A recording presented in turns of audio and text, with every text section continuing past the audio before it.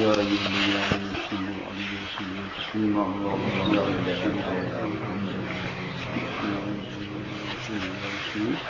مولاي صل وسلم دائما أبدا على حبيبي خير الخلق كلهم هو الحبيب الذي ترجى شفاعته بكل هول من أهوال مقتهم.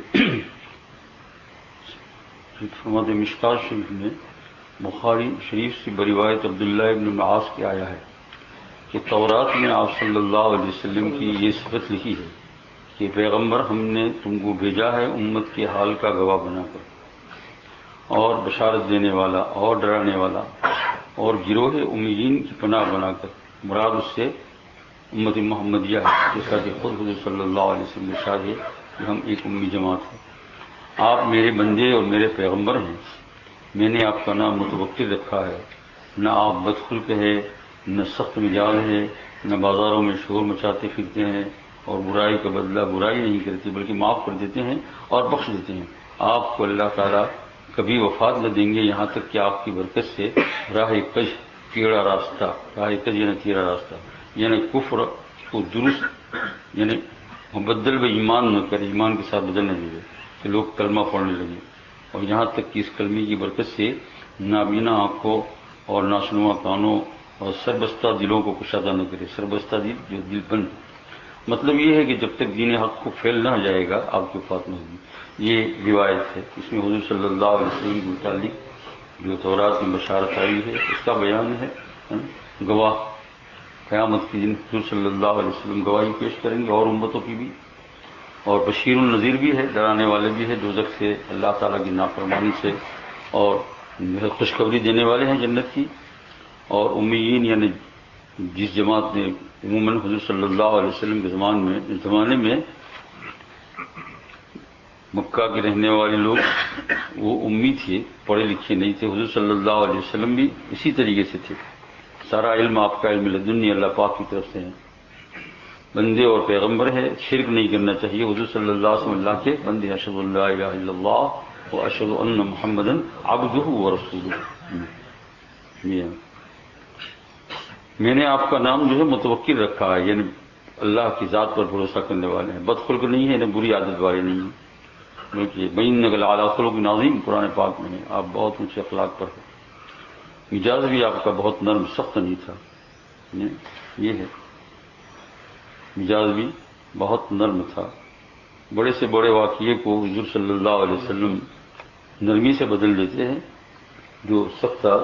جیسے کہ آپ نے سنا ہوگا کہ ایک نو مسلم عرابی گاؤں سے آئے، کچھ خبر نہیں تھی ابھی، اور مسجد نبی علیہ الصلوۃ والسلام کچی تھی تو ایک طرف بیٹھ کر پیشاب کرنے لگے. صحابہ کرام دوڑے لگ کے تو سب کو کہا کہ مت دوڑو، اس کو پیشاب کر لینے دو.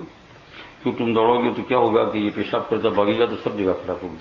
اب ایک جگہ پیشاب کرے گا تو کچی زمین ہے، اٹھا کر کھود کر مٹی کیا کر دیں گے، پھینک دیں گے. پھر اس کو بلایا اور بلانے کے بعد سمجھایا کہ بھائی آگے یہ مسجد ہے. بالکل نو مسلم دیہات کے رہنے والے. تو دیکھیے آپ صلی اللہ علیہ وسلم یہ ہے سخت مزاج ذرا بھی نہیں ہے. کسی کوئی ایمان لائے شروع میں اور کہا مجھے زنا کرنے کی اجازت دے دیجیے تو آپ صلی اللہ علیہ وسلم غصہ نہیں فرمایا، اس کو قریب بلایا اور کہا کہ تم جو یہ کام کرو گے تو کسی کی ماں ہوگی، کسی کی بیٹی ہوگی، کسی کی یہ بہن ہوگی، تو تمہاری بیٹی بہن کے ساتھ اگر کوئی یہ کام کرے تو تم کو کیسا لگے گا؟ بہت برا. تو کہا وہ بھی کسی کی بیٹی ماں بہن. فوراً وہ سمجھ گئے، پھر وہ بہت بڑے صحابی بن گئے. انہوں نے کہا پھر زندگی بھر کبھی اس چیز کا مجھے خیال بھی نہیں آیا. یہ اس طریقے سے حضور صلی اللہ علیہ وسلم، اور یہ ہمیں بھی اس میں سے تھوڑا تھوڑا یعنی پورا تو کیا حضور صلی اللہ علیہ وسلم تک پہنچ سکتے ہیں، لیکن جتنا ہو سکے اس میں سے ہمیں اختیار کرنا چاہیے، لینا چاہیے. کسی کو سمجھانے میں بدخلقی نہیں کرنی چاہیے، سخت مزاجی نہیں کرنی چاہیے، اور جو ہے ایسا نہ کرے کہ وہ راہ راست پر آنے کی بجائے اور زیادہ ہٹ جائے. یہ ہے ایسا آپ کریں گے تو آپ کو تجربہ ہوگا کہ جو ہے کام بنتا ہے. اور برائی کا بدلہ برائی نہیں کرتے بلکہ معاف کر دیتے ہیں، بخش دیتے ہیں. یہ ہے اللہ تعالیٰ آپ کو جب وفات دیں گے وہاں تک اسلام خوب پھیل جائے گا. ہے نا، یعنی آپ دیکھیے کہ شروع میں حضور صلی اللہ علیہ وسلم آیا، ایک دو مسلمان چھپ کر نماز پڑھتے ہیں مکہ مکرمہ میں. کہ اس وقت آیت نازل ہوئی کہ اس نور کو اللہ پھیلائیں گے. تو حضور صلی اللہ علیہ وسلم وہ کفار جب ایمان نہیں لائے تھے کہ مذاق کرتے تھے، لیکن بعد میں دیکھ لیا کہ کفر جو ہے حجاز مقدس میں بالکل اس کی جڑ کٹ گئی، ہے ہی نہیں. یہ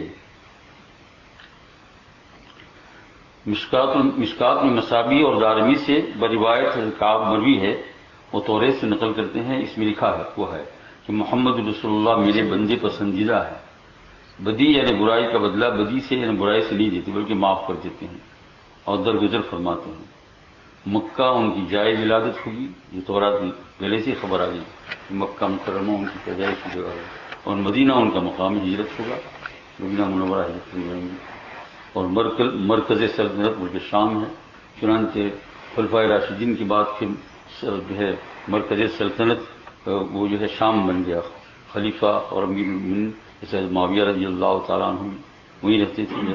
یہ دارالسلطنت ملک شام ہے. چنانچہ بعض خلفائے راشدین پایہ سلطنت ملک شام رہا، اور وہاں سے اسلام کی خوب اشاعت ہوئی ہے.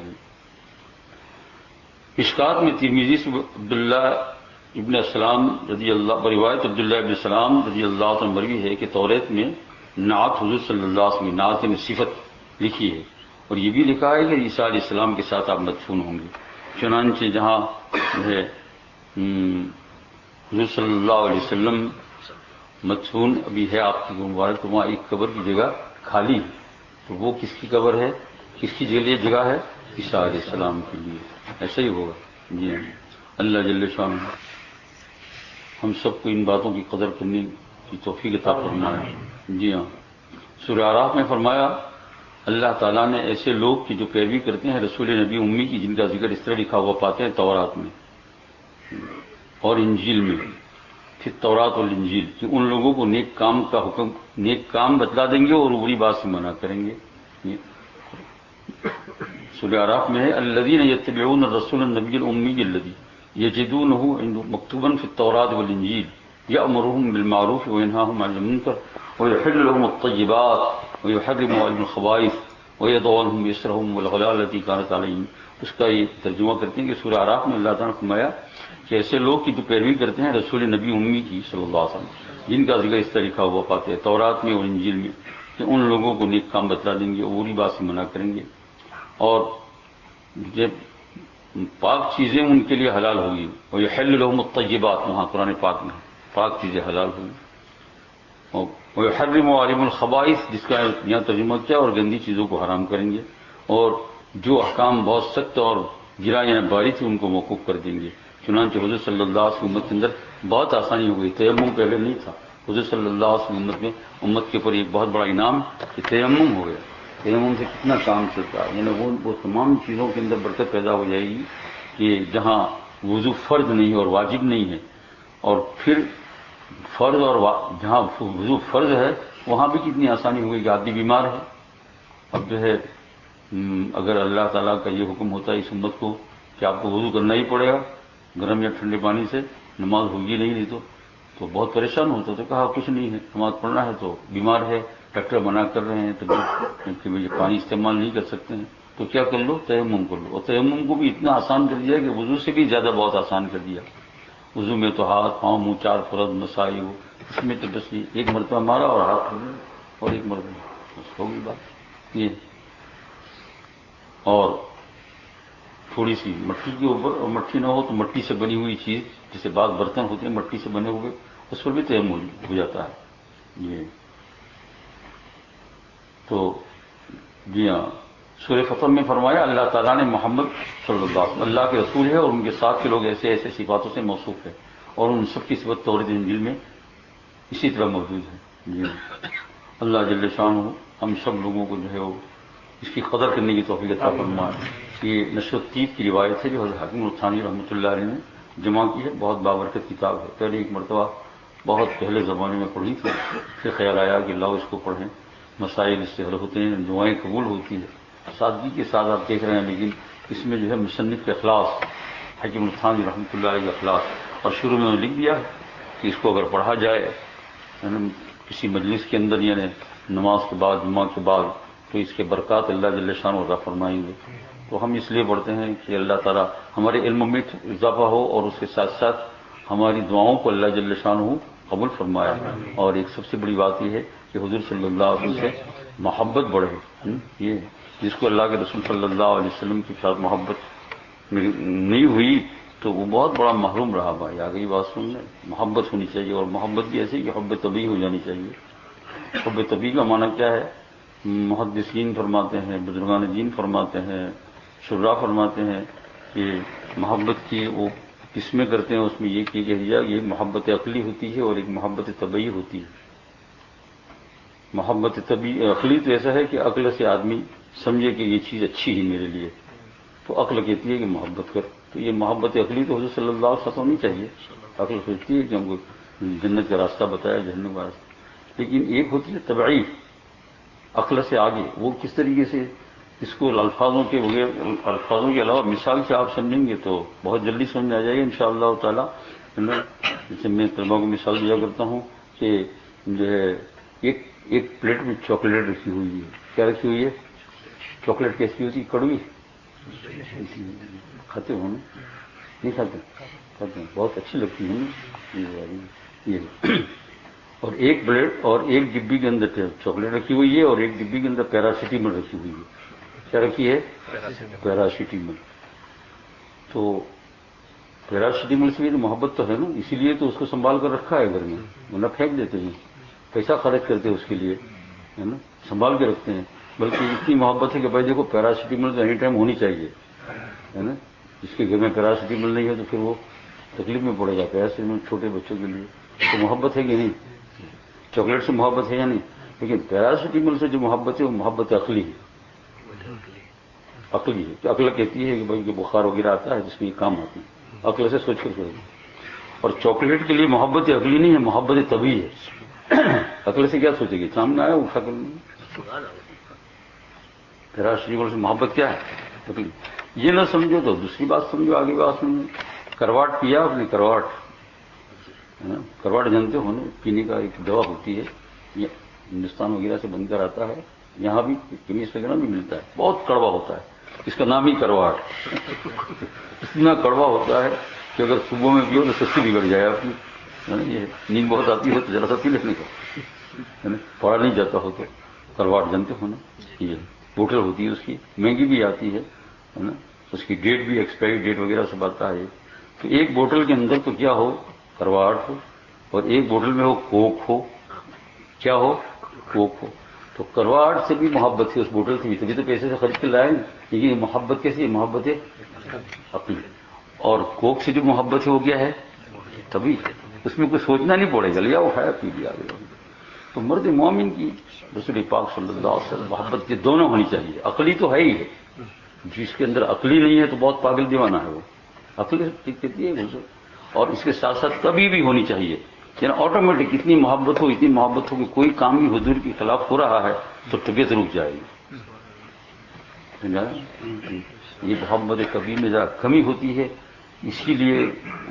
لیکن میں یوں نہیں کہوں کہ محبت طبعی نہیں ہوتی ہے۔ دلیل کیا؟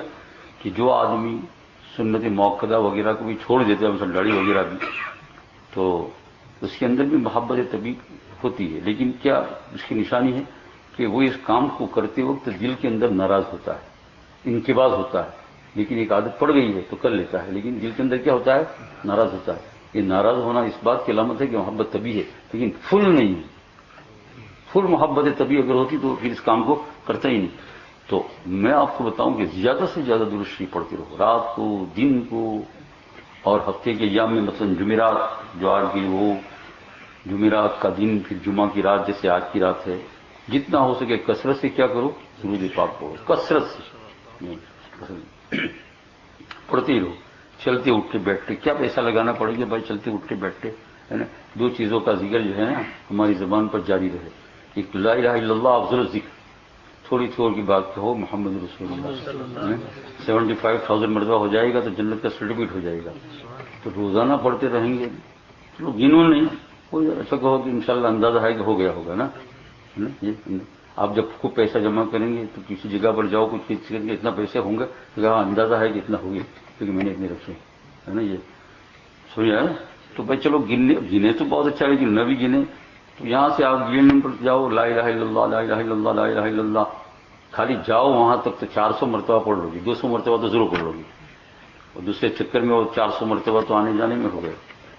گھر کے صدر دروازے سے کچن تک جاؤ گے، بوما وام پاڑتے ہو، یہ بوم کو چھوڑ دو، آگے بات نہیں ہے. اس میں کیا ملے گا سوائے اس کی دماغ کی خرابی، اور کیا ملے؟ لا الہ الا اللہ، لا الہ الا اللہ، لا الہ، فاس پڑھتے جاؤ، فاس. اللہ کو بہت پسند ہے کہ میرا بندہ بہت فاس فاس مجھے یاد کرتا ہے. لا الہ الا اللہ. اور تھوڑی تھوڑی دیر کے بعد حب رسول محمد رسول اللہ، تاکہ اس کا استحضار رہے کہ یہ کلمہ ہم کو اللہ کے پاس سے لا کر دینے والے کون ہیں؟ حضور صلی اللہ علیہ وسلم. کچھ نہیں ہے.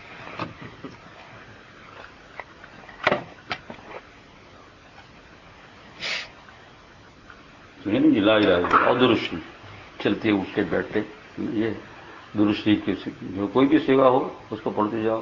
انشاءاللہ پھر دیکھیں گے کہ یہ درست پاک جب کثرت سے پڑھیں گے تو حب طبعی حضور صلی اللہ علیہ وسلم ہو جائے گی. طبیعت میں حب طبعی اس کا نام ہے. میں سمجھا رہا تھا مثال کے طور پر آپ کھانے کے لیے بیٹھے ہیں تو کئی قسم کی ترکاریاں بنی ہیں. آج کل کی دعوت کا نام مصیبت ہے. آج کل کی دعوت کا نام کیا ہے؟ کسی نے کبھی کبھی ایسی بات بھی سن لو، آگے بات سنیں. یہ مصیبت اس لیے ہے کہ دعوت دینے کا تو 8 دن پہلے عورتیں جو ہے وہ سوچتی ہے، فہرست بناتی ہے تو ہوں بناؤ نا، کستر فالودو یہ وہ لمبی لسٹ.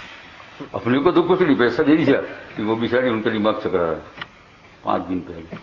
5 دن پہلے سوچنے لگتے ہیں، 2 دن پہلے سوچنے لگتے ہیں، اور دعوت دینے کے بعد پھر 3 دن اور درد سر رہتا ہے.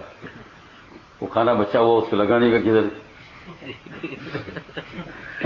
اور پھر جو ہے برتن دھونے کا، اور یہ اور وہ، اور یا تو پھر یہ کوئی پھیکا ٹیکھا رہ گیا تو پھر اس کا صدمہ 8 دن تک رہتا ہے. میں دعوت دی تھی ہوئے یہ لوگ کیا کیا ہو جان سے ہے نا. یہ درد سر ہے نا آج کل کا. شیخ الاسلام مدینہ اللہ مرکزوں کے یہاں روزانہ 40-50 آدمی کھاتے تھے دسترخوان کے اوپر روزانہ. لیکن دعوت کیسی تھی معلوم؟ صرف دال اور روٹی، اس کے علاوہ اور تیسری کوئی چیز نہیں. روٹی اور دال، پانی والی دال ہوتی ہے نا، وہ روٹی اپنے پاس رکھتے تھے رومال میں. بڑا خانچہ ہوتا تھا، اس میں دال ڈال دی جاتی تھی. ایک خنچہ ہوتا ہے بڑا پلیٹ، حجاز مقدس میں آپ دیکھتے ہوں گے بڑے پلیٹ میں ڈال دی، ایک وہاں ایک وہاں. اور حضرت شیخ الاسلام روٹی اپنے پاس رکھتے تھے، سب لوگ کھاتے تھے. روٹی کے ٹکڑے بنا دیے ہوتے، جہاں جہاں ختم ہوا وہاں ڈالتے جاتے تھے اور اپنے ہاتھ سے، اور لوگ اس کو بہت مزہ لے کے کھاتے تھے. اس کا نام کیا ہے؟ دعوت ہے. یہ دعوت اگر روزانہ بھی کسی کو کھلانی پڑے تو بھاری نہیں پڑے گی. اور وہ جو ہماری آج کی دعوت ہے یہ تو اگر 6 مہینے میں ایک مرتبہ ہو جائے درد سر ہو جائے ہے نا. تو یہ شادی رحمۃ اللہ علیہ کسی جگہ کے اوپر شیخ شادی مہمان گئے، ہندوستان گئے، تو بہت بڑے آدمی تھے. کسی نے دعوت کی تو بہت لفڑے ایسے ہی، یہ تو بہت پہلے سے چلا رہا ہے. تو شادی نے کھایا، کھانے کے بعد ایک کہا تھی کہ دعوت شیراز آ گئی. بات سنیے، اپنے وطن کی دعوت کیا تھی. یہ بھی آنکھ مار رہا ہے. کہتے ہیں کہ دعوت شیراز. ادھر والا سوچا کہ یار میرے کھلانے میں کیا کمی ہوگی کہ انہوں نے اپنی دعوت گھر بھی یاد کی کر کے. شادی سے پوچھا تو شادی نے کہا یہ تو جان نہیں بتا سکتا ہماری دعوت کیسے، تم آؤ پھر میں کھلاؤں تم. تو وہ کسی مرتبہ گئے تو شادی کھودی کہ آئے دعوت ہے ہمارے یہاں، دوپہر کے کھانے کی دعوت کی. اور ذرا دیر کر دیا، گھنٹہ 2 گھنٹہ. اس کو لگی خوب بھوک. کیا لگی؟ خوب بھوک لگی، اصلی بھوک. بھوک کی بھی جو نا ایک آرٹیفیشل بھوک، آرٹیفیشل. ابھی آپ کھانا کھا کے آرٹیفیشل بھی ہوگا نا، کہ صبح کلیجی پردہ کھایا تو بھی کیا کھائیں گے ہے نا. آرٹیفیشل بھوک اس کا نام. تو وہ شادی نے ان کو کیا اصلی بھوک لگائی 2-3 گھنٹہ دے کر. اور پھر کھانے بیٹھے تو کوئی چیز نہیں، روٹی اور دال رکھی، روٹی اور دال. تو پہلے تو اس نے پوچھا کچھ نہیں، وہ تو ایک دم بھوکا تھا نا، تو لگا کھانے کے لیے. پوچھا ہی نہیں کچھ بھی، نہ اچار کا پوچھا نہیں. آپ جانتے ہیں نا اچار کب یاد آتے ہیں؟ بھوک لگی نہیں ہوتی ہے تب. جس دن مرد یوں کہے کہ بھائی یہ پاپڑ نہیں ہے، اچار نہیں ہے کیا، تو سمجھو کہ بھوک لگی نہیں ہے. میں عورتوں کو بتا دیتا ہوں ہے نا. اور جس دن ہے نا بھوک لگی ہو، ذرا دیر سے کھانا دو تو اچار کو بھول جائے گا، پاپڑ فراموش کر دوں، پاپڑ کو بھی بھول گیا سب کچھ. میں سمجھ آ رہی بات. تو شادی نے خوب کھلایا، اس نے خوب کھایا. کھانے کے بعد اس وقت کچھ پوچھا، کچھ یاد نہیں رہا کیسا کھانا کیسا. پھر 2-3 گھنٹے ہوئے، کھانا ہضم ہوا.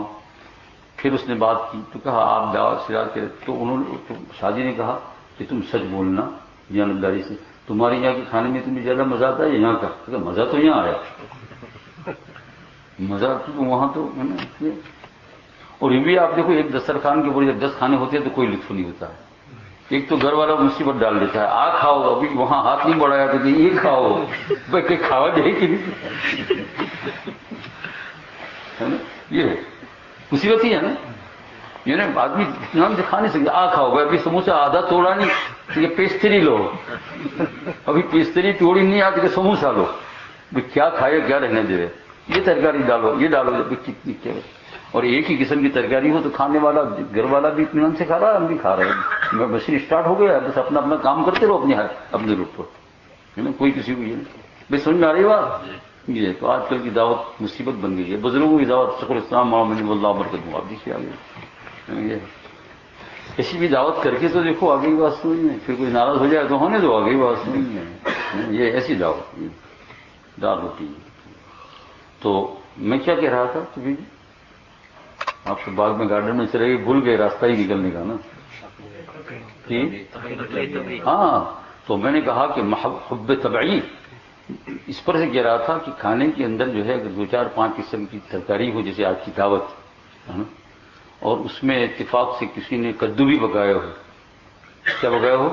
کدو کو عربی زبان میں کہتے دبا، شمائل میں مل جاتا ہے. اور انگلش میں جو ہے کوکنگ کیا کہتے ہیں، ایک آئل بھی آتا ہے اس کا، پمکن. کدو آتا ہے نا دودھی، دیکھا گیا بھائی یہ دکان میں بیچتے ہیں، یہاں تو ملتا ہے. نہیں تو ابھی علامہ کہے گا لے آؤ، لا کے بتاؤ آگے بس میں کہ نہیں علامہ صاحب. جی ہاں. تو وہ یہ کدو جو ہے نا، یہ اس کی بھی ترکاری ہو تو حب طبی کی علامت ہے کہ سب سے پہلے کدو کی ترکاری کے اندر ہاتھ پڑ کر ایک ٹکڑا اٹھائے گا، اس کو کھائے گا. کیونکہ حضور صلی اللہ علیہ وسلم اس کو پسند فرماتے تھے. یہ فوراً یاد آ جائے گا. کیا جائے گا؟ چاہے بریانی ہو، چاہے کوئی بھی کسی قسم کی ترکاری ہو، لیکن کدو ہے تو پہلے اس کو کیا کرے گا؟ اٹھائے گا. یہ کیا حب ہے؟ میرے آقا نے کھایا ہے. سن رہا ہے؟ تو میرے بھائی جو اللہ جل شانہ ہم کو حضور صلی اللہ علیہ وسلم حب طبعی عطا فرمایا. عقلی تو ہے ہی سب کو، اور طبی ہے، لیکن طبی میں نقص ہے ذرا. تو اس کو جو ہے کامل طریقے، اس کو میں نے فل کہا، کامل طریقے سے عطا فرمایا. یعنی اس کے بغیر چلے ہی نہیں، ہے نا. جیسے کوک کا عادی ہو اور گلاس رکھا تو یہ ہو نہیں سکتا ہے کہ وہ نہ پیے. تھوڑا بھی 1-2 گھونٹ تو لے ہی لے گا. یہ حب طبی ہے نا. تو حضور صلی اللہ علیہ وسلم ایسی محبت ہو جائے کہ میں حضور کو یاد کروں تو کیسے یاد کروں؟ درود پاک سے. حضور کو یاد کرنا کسے؟ نام سے. اللہ تعالیٰ کو